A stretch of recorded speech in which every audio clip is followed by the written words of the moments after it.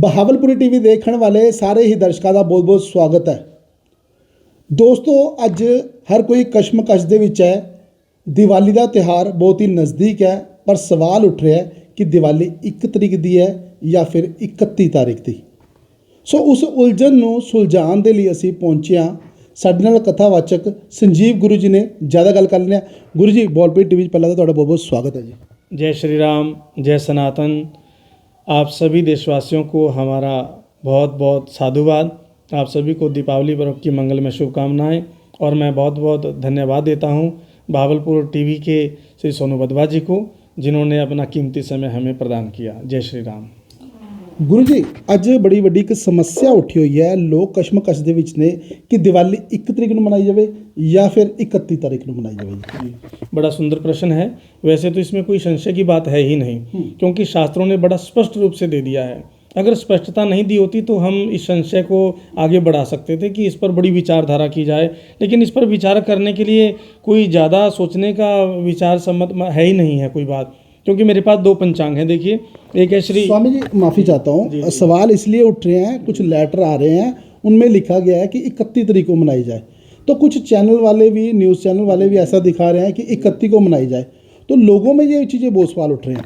मुझे लगता है या तो वो पंचांग पर ध्यान नहीं दे रहे जी, या तो फिर यूँ हो सकता है कि वो भी बड़े विद्वान पुरुष हैं जिन्होंने इतना शोधन किया है, इस पर विचार किया है, और कुछ सूर्य उदय होने पर और सूर्य अस्त पर भी कुछ ना कुछ हमारा आधारित है ये, कि हमारे कई जगह पर, जैसे पटियाला में, पंजाब में जालंधर का स्टैंडर्ड टाइम चलता है, चंडीगढ़ स्टैंडर्ड टाइम, कि यहाँ सूर्य कितने बजे उदय हो रहा है। जैसे कि यहाँ पर सूर्यास्त होगा दीपावली वाले दिन 5:35 पर जी। और बाकी अनन्य स्थानों पर जैसे 100 किलोमीटर से आगे चले जाए तो कुछ मिनटों का फर्क पड़ना प्रारंभ हो जाता है। जैसे विदेश में कुछ और है समय काल, यहाँ हमारे दिन है, वहाँ तो रात है। तो धीरे धीरे जैसे डिस्टेंस बढ़ता चला जाता है तो सूर्य उदय और अस्त का जो समय है वो थोड़ा सा बदलाव आ जाता है। तो मुझे लगता है कि शायद उन्होंने अपने उस विचार से या केवल प्रदोष काल को देख करके ही किया हो, लेकिन 31 तारीख को स्पष्टीकरण दिया पंचांग में कि चतुर्दशी जो है वह 3:53 तक है दोपहर काल के समय में। तो ना तो उसमें दोगड़ पूजन हो सकता है, तो ना ही उसमें दीपावली पूजन हो सकता है, जबकि निषेध नहीं दिया गया है। कर भी सकते हैं, अगर किसी को इस पर किसी प्रकार की शंका रहती है तो 31 को कर भी लें भाई, तो उसमें पंचांग ने मना नहीं किया। लेकिन पंचांग ये कहता है, यहाँ पर बिल्कुल स्पष्ट लिखा है, जैसे मैं बता रहा था आपको कि मेरे पास श्री मार्तंड पंचांग है जी, जो कि मार्तंड पंचांग जो कि छपता है आपके यहाँ इसमें, क्षमा चाहूँगा मैं, कुरहाली साहब के जालंधर में। और दूसरा मेरे पास पंचांग है, पंचांग दिवाकर पंडित देवी दयालु जी का, ये कुरहाली साहब से चलता है। तो ये दोनों ही पंचांग बड़े प्रसिद्ध हैं, विश्व प्रसिद्ध हैं, इंटरनेशनल प्रसिद्ध हैं। हमारे उत्तर भारत की तो शान है ये पंचांग। तो ये पंचांग जो है, ये तो है नहीं कि आज ही छपे हैं या कल छपे हैं, तो ये 1-1 वर्ष पहले पंचांग छप जाते हैं। तो इनमें बिल्कुल पूर्ण रूप से लिखा है। तो श्री पंचांग दिवाकर में लिखा है कि 1 नवंबर शुक्रवार 2024 को ही दीपावली महालक्ष्मी पूजन मनाना शास्त्र सम्मत होगा, ये लिखा है। इसमें बिल्कुल स्पष्ट रूप से लिखा है। और दूसरे पंचांग में भी लिखा है कि दोनों दिन प्रदोष में अमावस की व्याप्ति या अव्याप्ति होने पर दीपावली दूसरे ही दिन मनाई जाए, यही शास्त्रकारों का अंतिम निर्णय है। इसमें लिखा है कि अंतिम निर्णय, कि अब इसके बाद कोई और दूसरा निर्णय लेने की ज़रूरत नहीं है। लेकिन फिर भी अगर हम अपने निर्णय अपने मनोभाव से ले रहे हैं तो ये हमारी गलती है। अच्छा, 1 को मनाए, ये पंचांग बता रहा है, 31 को ना मनाए या 1 को मनाए, इसके पीछे क्या कारण क्या है फिर? इसके पीछे कारण है कि क्योंकि सूर्य उदयकालीन समय पर चतुर्दशी लगी है, जो कि हमारे जैसे कि अष्टपहर होते हैं 4 दिन के और 4 रात्रि के, तो 3 पहर जो है चतुर्दशी व्याप्त हो चुकी है, वो बीत चुकी है। वैसे तो ये कहा है शंकराचार्य श्री अभिमुक्तेश्वरानंद जी महाराज जी का, एक बार मैंने मत सुना था तो उन्होंने अपना मत दिया था कि जो तिथि 3 मुहूर्त, यानी कि 1 मुहूर्त जो होता है वो 48 मिनट का 1 मुहूर्त होता है, तो 3 मुहूर्त जो तिथि बीत जाती है उसे पूरा दिन माना जाता है कि ये चतुर्दशी ही है। लेकिन यहाँ तो चतुर्दशी जो है हमारे 3 चरण बीता चुकी है, तो इसको हम कैसे मान लें कि ये अमावस में लग जाएगी। अमावस हो रही है 3:54 पर प्रारंभ हो रही है, लेकिन फिर भी जो शास्त्र सम्मत बात है वो तो यही कहा जाएगा कि उस दिन नरक चतुर्थी मनाई जाएगी, जो हम दीपक भी लगाते हैं बाहर अपने घर से बाहर नरक चतुर्थी को। और उस दिन नरक चतुर्थी का फिर दीपक, इसका मतलब फिर अमावस में लगा रहे हैं हम। फिर तो यहाँ पर यह प्रश्न भी उठता है। तो लेकिन ऐसा नहीं है, क्योंकि उस दिन चतुर्दशी ही मानी जाएगी, सूर्य उदय कालीन समय पर वो लग चुकी है। और अगला दिन जो सूर्य उदय का हो रहा है 1 नवंबर का, उस समय सूर्य उदय पर अमावस ही चल रही है और संध्या काल तक अमावस ही चलेगी। तो हमारे यहाँ पर सूर्यास्त होगा 5:35 पर, उसके बाद सूर्यास्त के बाद भी अमावस है। तो फिर इसलिए पूरी रात्रि भी अमावस मान्य रहेगी। इसीलिए शास्त्रकारों ने बिल्कुल स्पष्टीकरण दे दिया गया है कि इसमें किसी प्रकार का कोई हमें संशय नहीं रखना चाहिए कि 1 तारीख को दीपावली 31 को। तो हमारा मत यही आप सबसे हाथ जोड़ करके समझ देशवासियों को कि किसी भ्रम में ना पड़े, किसी संशय में ना पड़े, और 1 नवंबर को दीपावली को बड़े हर्षोल्लास के साथ मनाएं, महालक्ष्मी जी की कृपा को प्राप्त करें। ये पंचांग की आप बता रहे थे कि विद्वानों की तरफ से छापा जाता है, और बहुत समय पहले, लगभग आप बता रहे थे कि 1 साल पहले ये छप गया था। फिर कारण क्या है, ये आज सवाल क्यों उठ रहे हैं?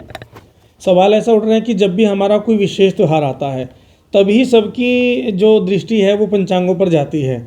जब उन्हें टीवी के माध्यम से हम सब लोगों को, कईयों को पता चलता है, आजकल सोशल मीडिया का ज़माना है, कोई भी लिख करके डाल देता है जी आज फलान इस दिन की जन्माष्टमी नहीं है, लेकिन उसमें अंतर होता है। अब अगर जन्माष्टमी की बात करूं, ये विषय तो नहीं है वैसे, मैं उदाहरण दे रहा हूं कि स्मार्त और वैष्णव की बात होती है, इसलिए 2 जन्माष्टमियाँ आती हैं।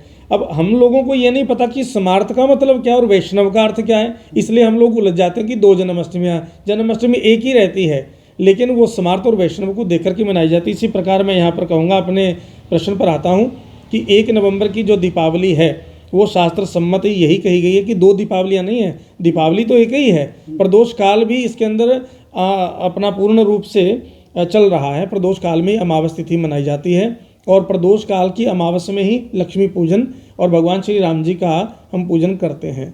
तो मेरा तो यही है कि किसी प्रकार का संशय नहीं है। पूरे भारतवर्ष में हम तो सरकारी छुट्टी के विषय में भी कहेंगे कि सरकारी छुट्टी भी 1 नवंबर की होनी चाहिए। 31 नवंबर की सरकारी छुट्टी का कोई अर्थ नहीं बनता है, क्योंकि उस दिन तो नरक चतुर्थी है। वो भी पंचांग ने स्पष्टीकरण दे दिया है, बिल्कुल स्पष्ट रूप से लिखा है कि नरक चतुर्थी जो है 31 अक्टूबर की लगाई गई है।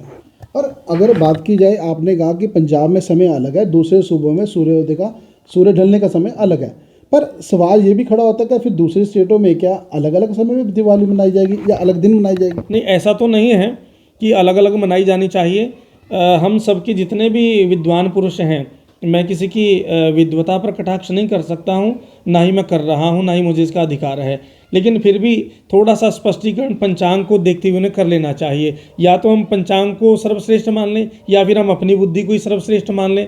लेकिन हम तो ये कहेंगे, हम कितने भी, हमने चाहे पढ़ा लिखा है या हम ज़्यादा पढ़े लिखे नहीं है या कोई विद्वान भी नहीं है, लेकिन हम पंचांग को तो विद्वान मानते ही मानते हैं। पंचांग से ज़्यादा विद्वान हम नहीं हैं, क्योंकि पंचांग ने अपना निर्णय दे दिया। या तो यहाँ पर यूँ कह सकता हूँ मैं उन सब लोगों के लिए कि या तो हम स्वयं ही सबसे बड़े विद्वान हैं कि हमारे से बड़ा विद्वान कोई नहीं, या फिर यूँ कहें कि हमारे लिए जो पंचांग है वो हमारे लिए कोई निर्णयकार नहीं है कि हम अपनी बुद्धि से निर्णय ले रहे हैं। लेकिन मेरा तो मत यही है कि मैं पंचांग को सदा मानता आया हूँ, और हम अपने पंचांग को सदा मानते रहेंगे। जो निर्णय पंचांग ने दिया है हम उस पर अटल हैं। और उसके साथ ही अगर बात की जाए, दोगुड़ पूजा की जाती है सुबह, तो उसका क्या रहेगा फिर? दोगड़ पूजा के विषय में मैं बताता हूँ कि चतुर्दशी में दोगड़ पूजा नहीं होती, जो अमावस प्रदोष काल में ही इसका दोगड़ पूजन किया जाता है।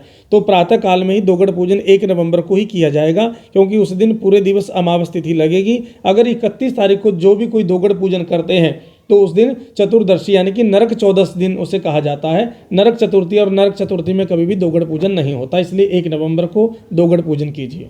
धनतेरस कब रहेगी जी? धनतेरस के विषय में भी बड़ा अच्छा प्रश्न आपने कहा है कि जो धनतेरस बनती है वो बुधवार 30 अक्टूबर की धनत्रयोदशी बनती है। बिल्कुल स्पष्ट रूप से, इसमें तो कोई संशय की बात है ही नहीं। ये तो ना 2 है, ना 1 है, ना आधी है, ये पूर्ण रूप से है, और पूर्ण 30 अक्टूबर की धनत्रयोदशी बनती है। गुरु जी, लास्ट में आप क्या संदेश दोगे जो आज भी कहीं ना कहीं उलझे हुए हैं 1 या 31 को लेके? तो आप लास्ट अपील पे क्या करोगे? हम समस्त देशवासियों से निवेदन करेंगे कि भाई जो हमारे शास्त्र सम्मत पंचांग छपते हैं, जो कि आज से 50 वर्ष आने वाले पहले भी छप चुके हैं, 50 वर्ष बीते हुए और 50 वर्ष आने वाले, जिसे 100 साल का पंचांग कहते हैं। उस 100 साल में आने वाले पर्वों के विषय में, आने वाले ग्रहणों के विषय में सब कुछ स्पष्टीकरण दिया है। लेकिन मैं ये कहूँगा कि हम जो आजकल की ये सोशल मीडिया के माध्यम से जो अफवाहें फैलाई जाती हैं, इन पर ध्यान न दें। अपने नज़दीकी मंदिर में जाएं और नज़दीकी मंदिर में जो ब्राह्मण देवता हैं उनसे पंचांग के आधार पर अपने तीज त्यौहार पूछें और एक मत रह करके अपने त्यौहार मनाएं कि किसी प्रकार के संशय में, भ्रम में ना पड़े। दो त्यौहार कभी भी नहीं होते, त्यौहार हमारा एक ही होता है। बस हमारी बुद्धि दो प्रकार की हो जाती है, किसी से सुन लिया उसकी भी मान ली, और अपने पंडित जी से सुन लिया तो हमें संशय हो गया। साधारण व्यक्ति कोई कह दे तो हम उसकी जल्दी बात मान लेते हैं। अगर मंदिर के पंडित जी हमें सही मार्ग दिखाते हैं तो हमें गलत लगता है कि शायद पंडित जी को पता ही नहीं है, क्योंकि पंडित जी भी पंचांग से देख करके बताते हैं। जो ब्राह्मण पंचांग को मान रहा है और पंचांग के शास्त्र सम्मत बात कर रहा है वो गलत हो ही नहीं सकता। तो मेरा तो देशवासियों से ये निवेदन है कि एक पंचांग अपना घर में जरूर रखें। या तो वो हमारा श्री मार्तंड पंचांग ले ले, हमारे उत्तर भारत का बड़ा विश्वविख्यात पंचांग है, या पंचांग दिवाकर। इन दोनों के निर्णय बिल्कुल सटीक रहते हैं कि अपने घर में हर एक सनातनी को ये पंचांग जरूर रखने चाहिए। और ज़रूरी नहीं है कि पूरा पंचांग संस्कृत में, इसकी गणना हिंदी में भी की गई है कि दो पार्ट है इसके बीच में। तो आपको पढ़ने में, समझने में बिल्कुल सरलता और आसानी, इससे सरल पंचांग आपको कहीं नहीं मिलेगा, सटीक नहीं मिलेगा। इन पंचांगों के आधार पर आप अपने निर्णय घर बैठे खुद ले सकते हैं। जय श्री राम। ਸੋ ਬਿਲਕੁਲ, ਸੋ ਇਹ ਸਨ ਸੰਜੀਵ ਗੁਰੂ ਜੀ, ਜਿਨ੍ਹਾਂ ਨੇ ਦੱਸਿਆ ਕਿ ਦੀਵਾਲੀ ਜਿਹੜੀ ਹੈ ਉਹ 1 ਤਰੀਕ ਨੂੰ ਮਨਾਉਣੀ ਚਾਹੀਦੀ ਹੈ। ਸੋ ਹੁਣ ਤੁਹਾਡੇ 'ਚ ਕੋਈ ਜੇਕਰ ਸਵਾਲ ਉੱਠਦਾ ਹੈ ਤਾਂ ਤੁਸੀਂ ਕਮੈਂਟ ਬਾਕਸ ਦੇ ਵਿੱਚ ਜ਼ਰੂਰ ਪੁੱਛ ਸਕਦੇ ਹੋ, ਤਾਂ ਗੁਰੂ ਜੀ ਨੂੰ ਅਸੀਂ ਵੀ ਸਵਾਲ ਕਰਕੇ ਤੁਹਾਨੂੰ ਅੱਗੇ ਦਾ ਜ਼ਰੂਰ ਦੱਸਾਂਗੇ। ਸੋ ਤੁਸੀਂ ਬਣੇ ਰਹੋ ਬਾਹਲਪ੍ਰੀਤ ਟੀਵੀ ਦੇ ਨਾਲ। ਮੈਨੂੰ ਦਿਓ ਇਜਾਜ਼ਤ।